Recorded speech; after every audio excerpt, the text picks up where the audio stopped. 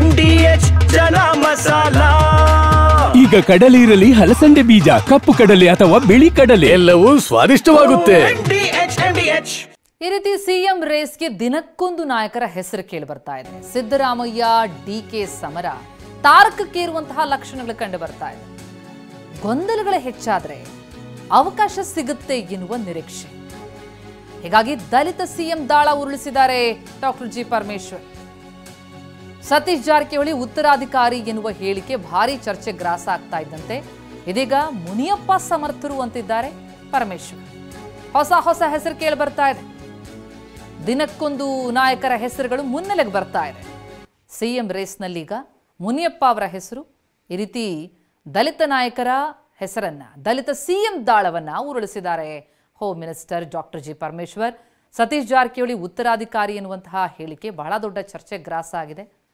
ಯತೀಂದ್ರ ಅವರ ಹೇಳಿಕೆಯ ಬಳಿಕ ರಾಜಕೀಯ ಸಂಚಲನ ಮೂಡಿದೆ. ಅದರ ಬೆನ್ನಲ್ಲೇ ಇದೀಗ ಮುನಿಯಪ್ಪ ಸಮರ್ಥರು ಎನ್ನುವಂತಹ ಹೇಳಿಕೆ ಗೃಹ ಸಚಿವರಿಂದ ಬರ್ತಾ ಇರುವಂಥದ್ದು ಈಗ ಮತ್ತಷ್ಟು ಕುತೂಹಲಕ್ಕೆ ಕಾರಣ ಆಗಿದೆ.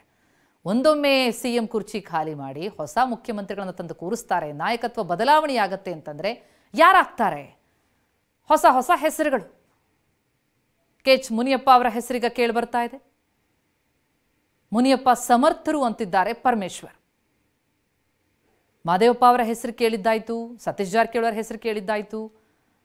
ಈಗ ಕೆಚ್ ಮುನಿಯಪ್ಪ ಪರ ಬ್ಯಾಟ್ ಬೀಸ್ತಾ ಇದ್ದಾರೆ ಹೋಮ್ ಮಿನಿಸ್ಟರ್.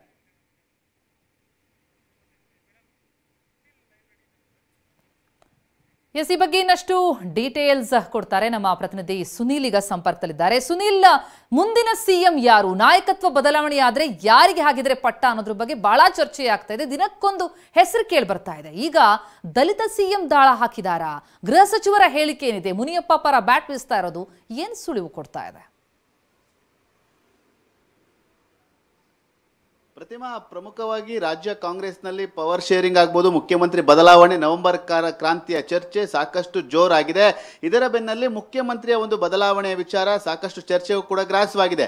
ಈ ಒಂದು ಹಿನ್ನೆಲೆಯಲ್ಲಿ ಈಗಾಗಲೇ ಸಾಕಷ್ಟು ಮುಖ್ಯಮಂತ್ರಿ ಹೆಸರುಗಳು ಕೇಳಿ ಬರ್ತಾ ಇರುವಂಥದ್ದು. ಒಂದು ಕಡೆ ಮಾದೇವಪ್ಪರ ಆಗ್ಬೋದು, ಹಿಂದೆ ಪರಮೇಶ್ವರ್ ಆಗ್ಬೋದು, ಈಗ ಕೆಚ್ ಮುನಿಯಪ್ಪ ಅವರ ಹೆಸರು ಕೂಡ ಕೇಳಿ ಬಂದಿದೆ. ಅದಕ್ಕೆ ಒಂದಷ್ಟು ಪೂರಕವಾದಂತೆ ಗೃಹ ಸಚಿವ ಪರಮೇಶ್ವರ್ ಕೂಡ ಈಗಾಗಲೇ ಮುನಿಯಪ್ಪರ ಪರವ ಬ್ಯಾಟಿಂಗ್ ಕೂಡ ಬೀಸ್ತಾರೆ. ಯಾಕೆಂದ್ರೆ ಪ್ರಮುಖವಾಗಿ ಮುನಿಯಪ್ಪ ಅವರ ಒಂದು ಮುಖ್ಯಮಂತ್ರಿ ಆಗಬೇಕು ಅಂತ ಒಂದು ಹೇಳಿಕೆ ಏನಿದೆ, ಆ ಒಂದು ಹೇಳಿಕೆಗೆ ಸಂಬಂಧಪಟ್ಟಂತೆ ಪ್ರತಿಕ್ರಿಯೆ ನೀಡಿದಂತ ಪರಮೇಶ್ವರ್ ಅವರು, ಆದ್ರೆ ಏನಿದೆ ಅದನ್ನ ನಾನು ಸ್ವಾಗತ ಮಾಡ್ತೀನಿ. ಮುನಿಯಪ್ಪ ಅವರು 7 ಬಾರಿ ಸಂಸದರಾಗಿದ್ದಾರೆ, ಕೇಂದ್ರ ಸಚಿವರಾಗಿದ್ದಾರೆ, ರಾಜ್ಯದಲ್ಲಿ ಸಚಿವರಾಗಿದ್ದಾರೆ, ಸಮರ್ಥರಿದ್ದಾರೆ ಅನ್ನೋ ಒಂದು ವಿಚಾರವನ್ನ ಮುಂದಿಟ್ಟು ಈ ಒಂದು ಸಮುದಾಯದ, ನಾವು ಕೂಡ ಆ ಒಂದು ಸಮುದಾಯಕ್ಕೆ ಸೇರಿದಂತವರು, ಒಂದು ತುಳಿತ ಸಮುದಾಯದವರಿಗೆ ಮುಖ್ಯಮಂತ್ರಿ ಸಿಗುತ್ತೆ ಅಂದ್ರೆ ಅದನ್ನ ನಾನು ಸ್ವಾಗತ ಪಡ್ತೀನಿ, ಖುಷಿ ಪಡ್ತೀನಿ ಅಂತ ಹೇಳುವ ಮೂಲಕ ಎಲ್ಲೋ ಒಂದು ಕಡೆ ಅವರ ಹೇಳಿಕೆ ಹಿನ್ನೆಲೆ ನೋಡ್ತಾ ಇದ್ರೆ ದಲಿತ ಸಿಎಂ ಕಾರ್ಡ್ ನ ಒಂದು ಪ್ಲೇ ಮಾಡಿದ್ರ ಅನ್ನೋ ಒಂದು ಚರ್ಚೆಗಳು ಕೂಡ ಜೋರಾಗಿದೆ. ಯಾಕೆಂದ್ರೆ ಮುಖ್ಯಮಂತ್ರಿಗೆ ಬದಲಾವಣೆ, ಪವರ್ ಶೇರಿಂಗ್ ನಡುವೆ ವಿಚಾರದಲ್ಲಿ ಡಿಕೆ ಮತ್ತೆ ಸಿದ್ದರಾಮಯ್ಯ ನಡುವೆ ಒಂದಷ್ಟು ಜಟಾಪಟಿ ಕೂಡ ಜೋರಾಗಿದೆ.